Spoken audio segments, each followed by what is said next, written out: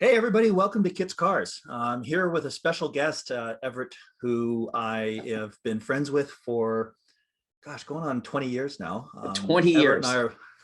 Everett and I have been car buddies, but we actually met on a car forum, S2KI, and have tracked a number of our car purchases together. We both had E46 M3s, we both had S2000s at various times. We both had Porsche 911s of various generations, but really happy to have Everett on the channel today. Thanks Oh, for being here. I'm very honored to be. Am I the first guest? You're the first many guest. guests to come? Okay, I am so honored. So the key thing that I thought that a lot of the buzz this week has been around where the car industry is going, and Everett brings a different perspective. I really like modern cars, and I like CarPlay and all the modern conveniences we have. And Everett really likes the cars from our past, and has several examples of really beautiful cars from days gone by. So, Ev, do you want to talk about some of the treasures in your collection right now? Well, by no means is my car collection as as exotic as some of our mutual friends, in the Bay Area. But I do have a 1972 Skyline 2000 GT. I have a 1972 911E, a 1973 2002 TII. So basically Japanese and European. I never really got into the American car scene simply because I think, with American cars, and maybe it's just being American, but it's always been kind of like go big or really just don't even go buy it. No, but I mean, I like, these 4-cylinder, 6-cylinder cars. But yes, as Kit, as you mentioned, I do like cars from way back then, or way back when.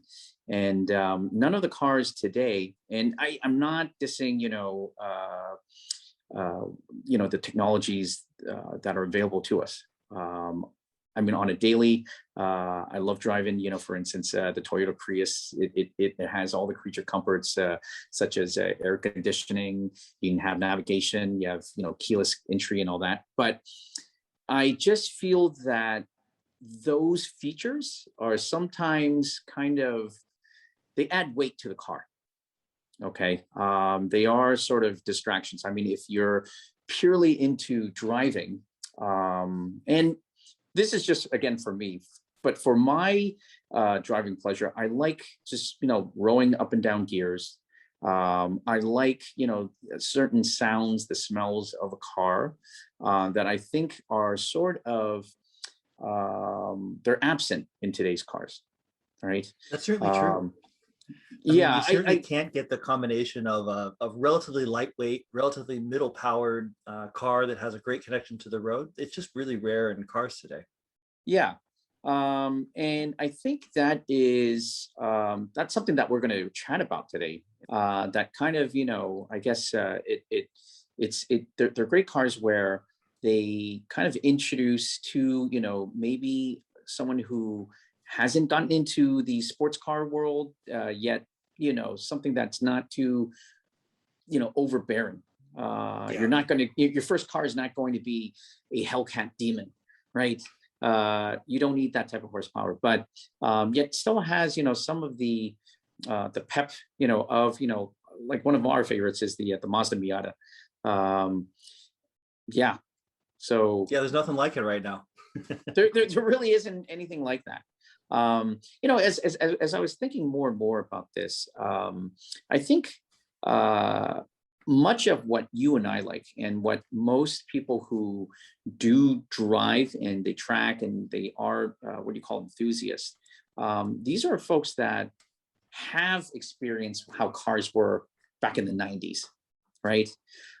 So new drivers who are getting their newly minted driver's licenses, jumping into a 90s car may seem very antique, right? I've joked about this before, where the minute cars start, introducing, or certain models start introducing cup holders,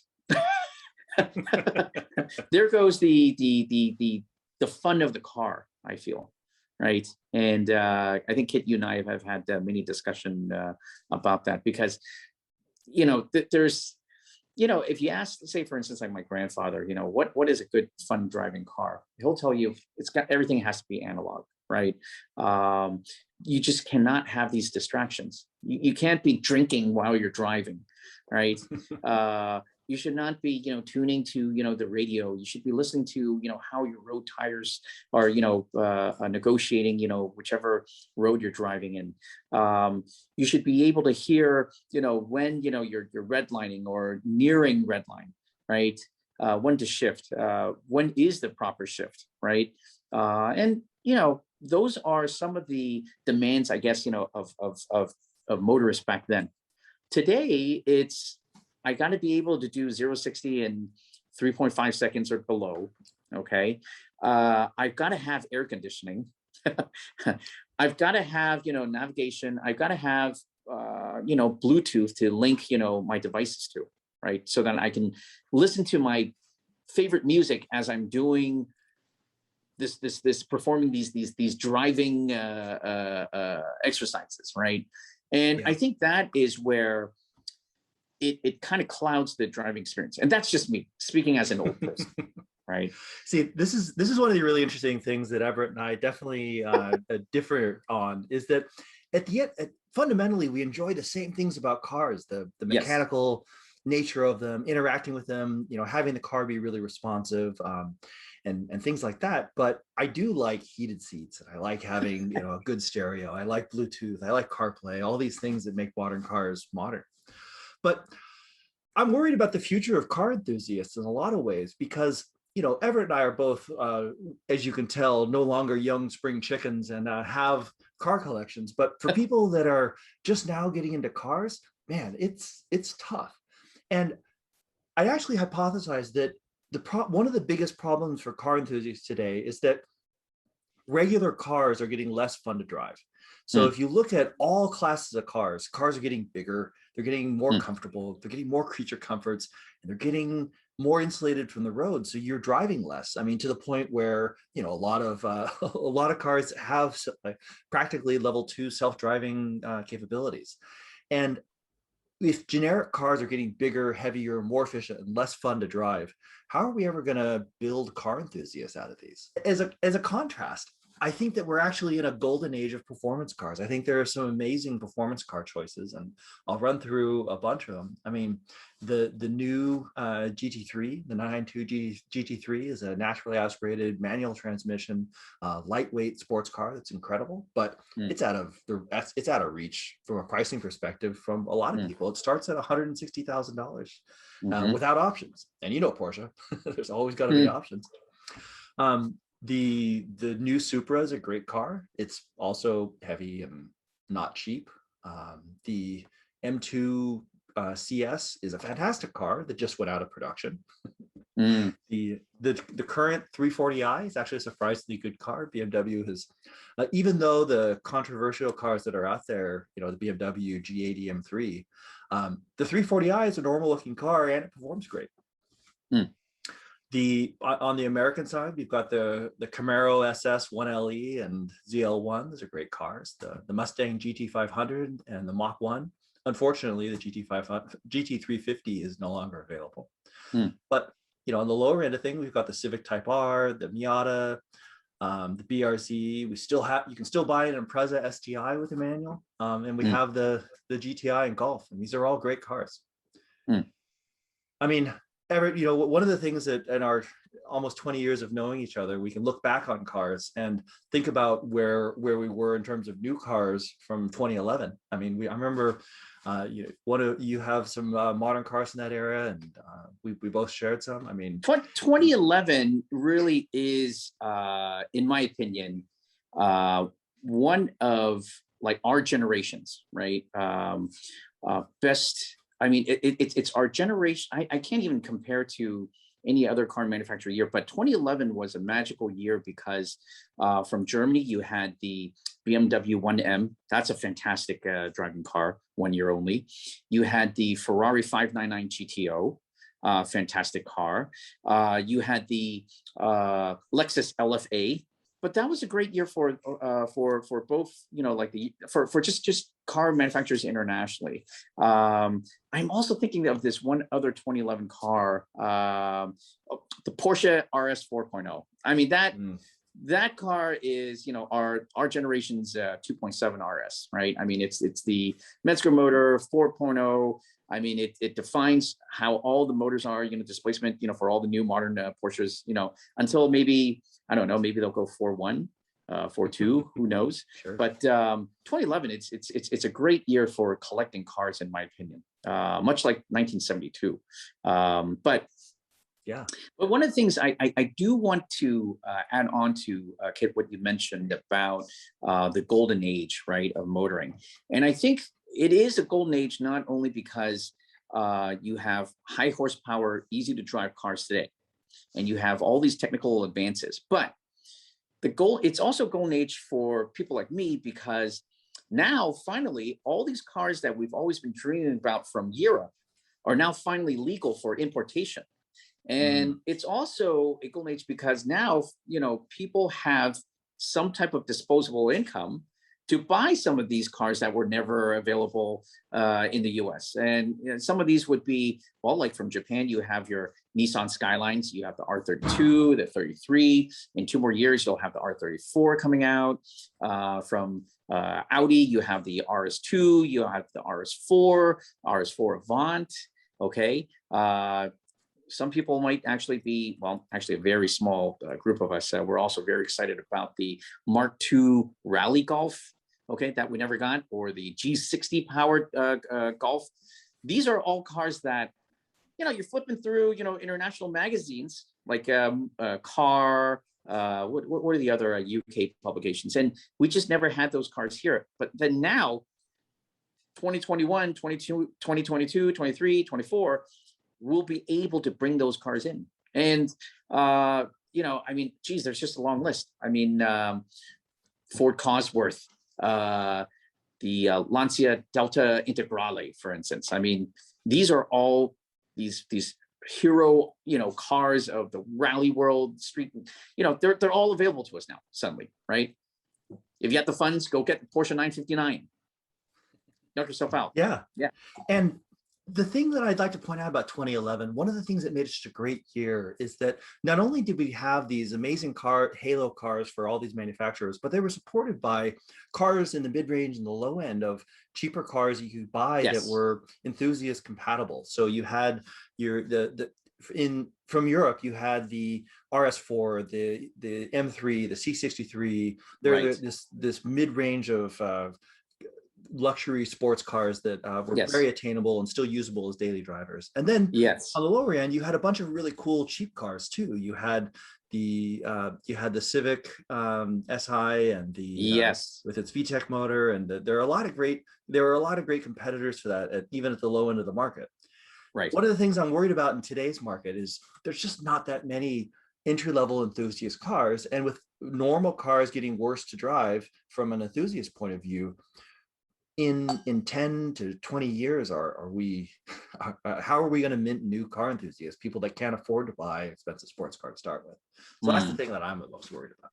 Right. I mean, actually, it was really shocking to find, you know, just entry level WRX STIs going at 40 to 45,000, right? Yeah. Your Civic Type R is what, 44, 45,000.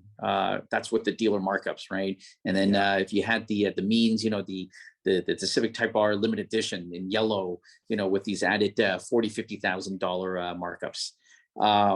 It is kind of sad where the entry level right now is already at the so-called mid-range price of the cars than when we got into. I mean,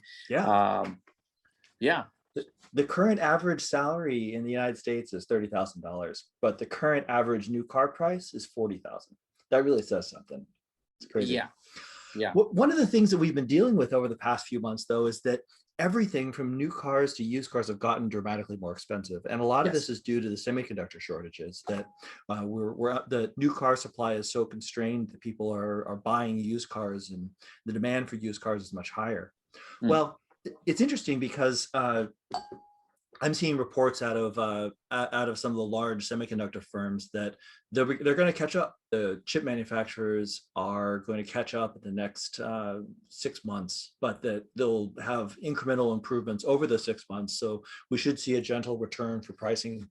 Mm. What we've seen is that desirable cars have gone up by 30% in the past 6 Yeah. months, and that's clearly not a sustainable growth. And we should see the return to hopefully realistic pricing pretty soon. I'm also very involved with international freight and shipping. And one of the other things to also consider is the cost of freight, both from Europe and Asia.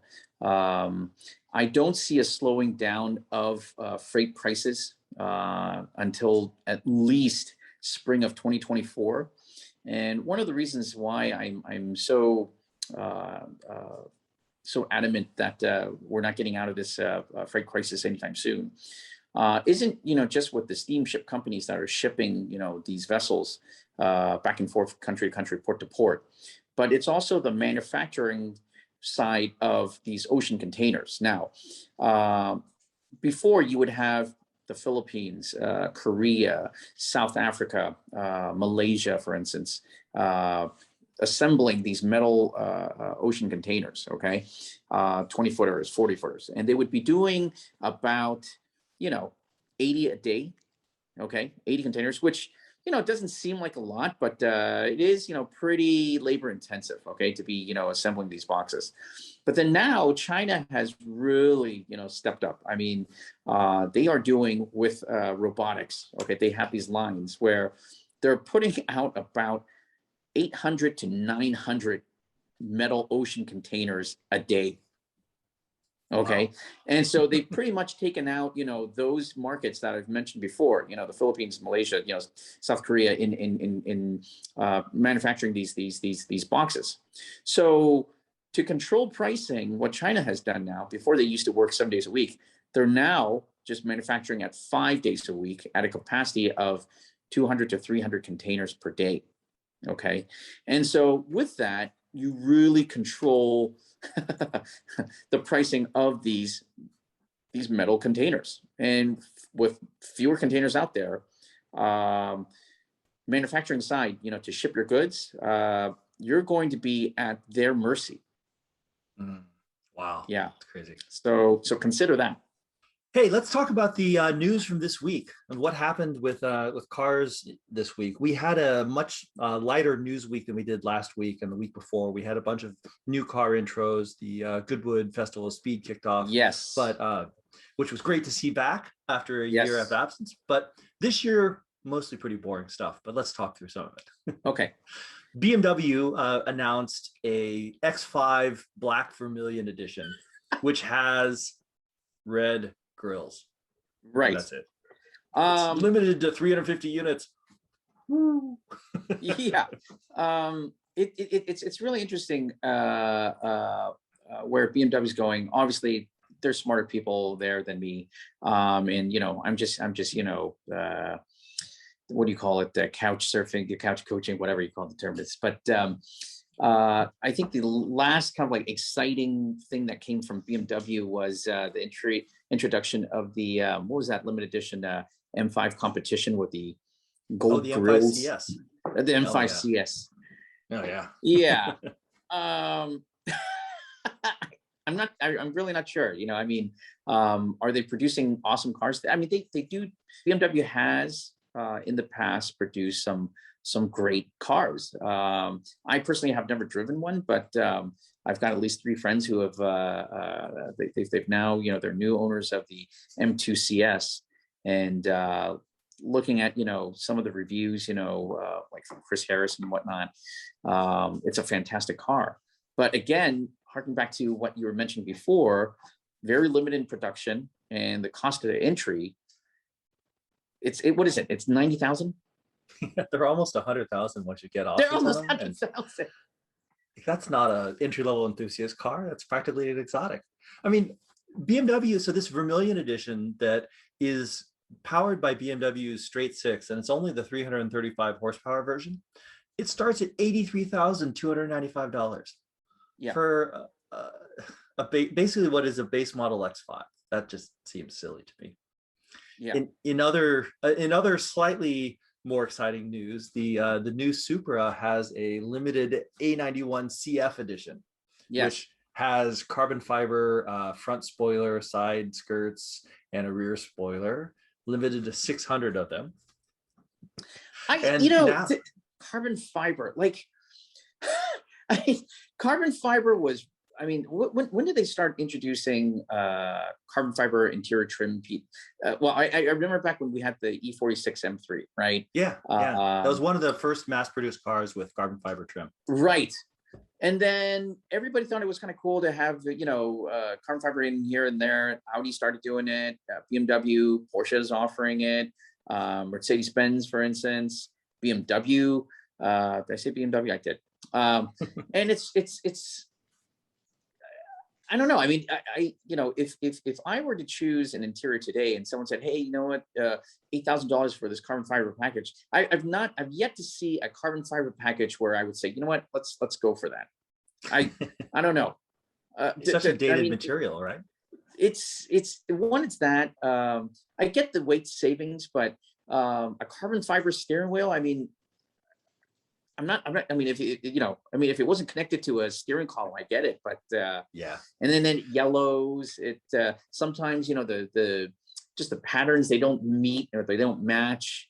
I don't know. I mean, to me, maybe perhaps new car owners love that, but I guess for me and you, I mean, we've had a couple cars where there's this carbon fiber steering wheel, the shift knob, the door panels, and I don't know if that's a value add options. I haven't seen any car that has a carbon fiber option that has really appreciated much. Now, if it came stock, completely, carbon fiber monocoque, I get that, but additional trim. So for Supra, for Toyota to be introducing this whole carbon fiber thing, I'm just kind of like, nah.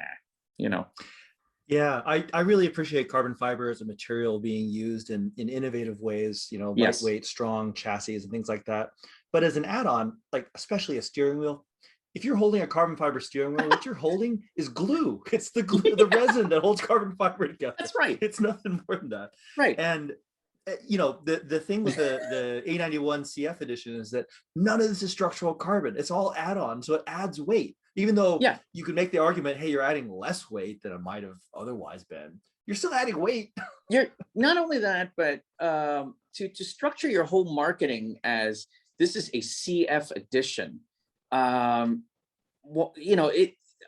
not? Here's the thing that I know it makes absolutely no financial sense, but if Toyota really wanted to, let's just like wow the world, I don't know, can they just make all their BRZs sound like an Elevate? I think that's really what we want.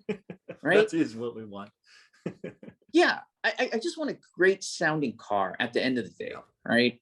To say, well, we're still going to go with, what is it, 400 horsepower? Is it the Supra? 382, which 382, is a decent amount, but decent amount. But to then just say, hey, here's the carbon fiber edition. How about an Eddie Bauer edition? It's like it makes no sense, right? Exactly. Yeah. On editions that do make sense, VW, the other news that came out was VW finally priced the 2022 Golf. And the cool thing about the Golf is that we are getting the GTI and the Golf R at the same time. Yes. And the GTI still has a sub $30,000 starting price, which is great because you can get a manual transmission equipped GTI that's fun to drive, has a modern interior and a decent amount of power, 241 horsepower.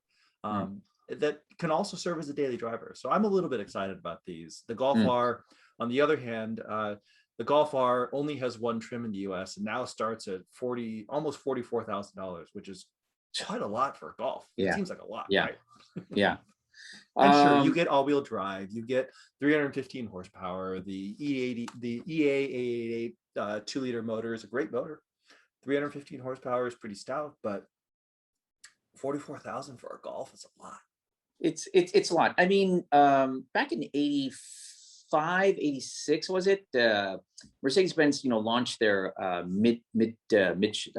mid-size sedan called the W124 or the E-Class. And at the time, 40 something $1,000 actually, you didn't get full leather, you had NBTEX, but it was a car that had all the luxury that you wanted, in an S-Class if you couldn't get into an S-Class. I feel that today's 40,000 something dollar, 4-cylinder turbo 2-liter, is it 2-liter? 2.5 liter, 2-liter, right? 2 liter, yeah. 2-liter sports car, you're kind of paying for that, all that luxury, which, you really don't need. I mean,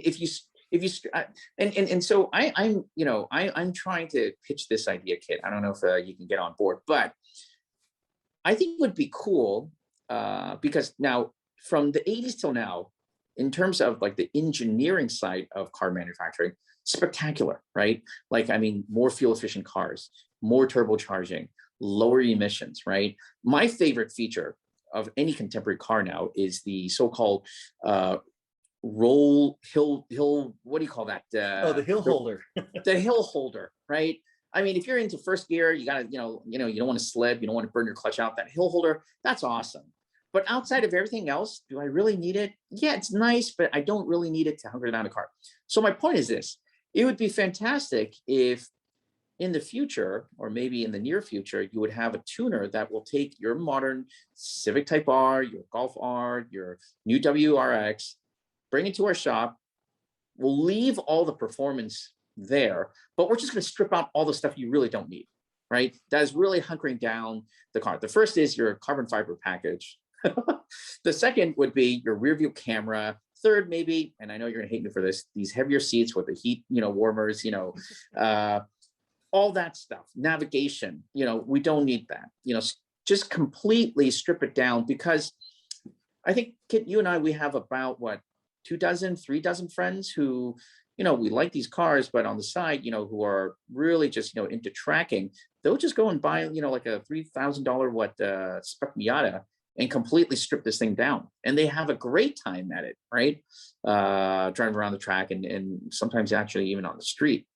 Yep. So yeah, I really do hope that there will be a tuner out there that will help put some of these modern day cars on a diet program so that we can really enjoy the performance, or maybe increase the performance through lightening of these cars. Because I think Colin Chapman, that's right. Yep. I mean, his formula for a good sports car, all right, not just a British sports car, but any sports car, is lightweight, right? You don't need 1,000 horsepower. Just like 200 horsepower, a 1,500-pound car. That's a great recipe. It's a great recipe for fun, but what happens if someone crashes into you with their 5,000-pound Tesla Model S? Well, so hopefully, the other cars of the future, your Teslas and whatnot, they will have these sensors to prevent themselves from plowing into you. See, so sure. I think, Kit, you bring a good point. I think we will start to have light, fun cars the minute we have surrounding cars that can help avoid hitting us. But now maybe you can always make the argument that if you build an idiot-proof car, they'll build better idiots. I've been pretty impressed with the with the stupidity of your average driver. But sure, yeah, that's an interesting point. Yeah. On the same vein, Mercedes-Benz announced the new AMG SL, and they haven't actually shown any interior or exterior pictures of the car yet. What Mercedes led with was, we have a completely hyper analog cockpit. You're like, what is hyper analog mean? What does this mean? So what the cockpit looks like is you've got a big iPad stuck in the center console that flops around. You can adjust the angle of, and you have a digital screen in front of you instead of a real dashboard. But it's hyper analog, Everett. It's got needles and things that move around. Right. So talk about misguided. I think, there's got to be a lot of pressure over in Stuttgart, where, you know, Mercedes-Benz, especially like their S-Class, they've always been kind of like the leader. What they define technology and engineering, right, prowess, you know, from Europe. And I believe it was Mercedes-Benz that introduced, you know, the airbag, if not the dual airbags, in their cars before the rest of the, you know, the world embraced it, you know, airbags. They've got to be running out of ideas where it's like, okay, autonomous cars, okay, we can already do that. And so, yeah, this dashboard might be like the next best thing. I mean, I think what would be kind of cool is if it can go autonomous driving, but then, you know, maybe you have to wear goggles or something, or it could be, you know, some AI type, I don't know, but we'll see. We'll see. Thanks everyone for tuning in for this week in cars. We had a little bit of a slow news week and mostly talked about trim packages. Oh, Everett, we forgot to talk about the 2022 Hyundai Elantra N. Oh, yeah. And while most people don't look at Hyundai as a enthusiast car company, me trying to support the efforts of my countrymen actually did buy a Hyundai Genesis sedan. I loved that car. And I don't know, have you ever driven a Hyundai? I've driven two, actually. One from back in well, I believe that was a 1990. That was the Hyundai Excel. Mm-hmm. And then I have driven the newest Genesis. Mm-hmm. And I have to say, if you were to, I think right now, like Korean cars, where they've always been kind of like the, oh yeah, they're not really serious car makers and whatnot. If you were to blindfold yourself and just jump into one, and if you touch, like the fit and finish to these cars, I would have to say, and I know I'm going to get probably punched in the face for saying this, but it feels a lot more rich than say most American cars. It feels, like the tolerances, like the gap tolerances. I mean, they're really up there with European cars. I'm very, very impressed. I mean, even with the Kia, how do you pronounce that? Telluride. Yeah. Telluride, right? It's a fantastic car. Yeah. And, proof is in the demand for these vehicles. Yeah. Yeah, I mean, when Lexus and Acura first came out in the 90s, the first cars they brought out were mainstream luxury sedans, and I think the Koreans have taken a similar approach. They've taken and up-leveled the SUV and the minivan, which are volume sellers, to be pretty amazing cars. The Telluride is definitely a good example thereof. But we've never really looked at my Korean brethren as making performance cars. I mean, sure, the Veloster N was a kind of a cool, quirky car, but most of their efforts at real performance cars have not been stellar. They've been a price bargain, but they've not been stellar in their class. Well, the Elantra N is targeted squarely at the Civic Si. It's not the best looking car in the world, but it has way more power than a Civic Si. It's available with a manual transmission. It's got a cool electronic differential and enough of a wing to be fun. And it can do 0 to 60 in 5.3 seconds, which for a front wheel drive car is pretty good. I think, Kit, one other thing, about Korean cars that I've always been wanting to say here was, they've really taken a lot of chances, and in terms of like the styling, as well as colors. I mean, some of the paintwork to these Korean cars, I think, they're out there. I mean, you have like the goldest of gold. You have the most pastels of maritime blues, and they're just wonderful. And it's kind of unfortunate that these colors, I mean, you go to Porsche, you have to pay a premium for these, right? How much is a paint to sample now? Geez, it varies in the model, but it can be. Yeah, it's like $8,000, right? Yeah, something like that. And even if you do choose these colors, it's not that distinct anymore, right?